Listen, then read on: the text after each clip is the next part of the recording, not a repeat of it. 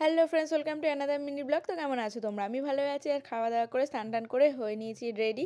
এ দেখো লাগেজও গুছিয়ে নিয়েছি। যাব কোথায় জানো? যাব হচ্ছে আজকে ননদের বাড়িতে।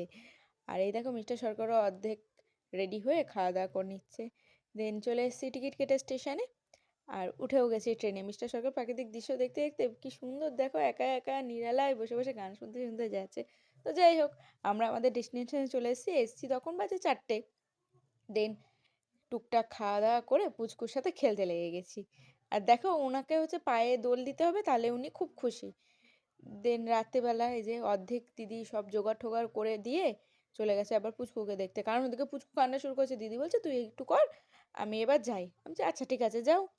তো দিদি সব গুছিয়ে দিয়েছিল, তাই আমার কোনো অসুবিধা হয়নি। আমি যেটুকুনি বাকি ছিল করছিলাম। চলে এসেছি পুচকুর সাথে আবার খেলতে।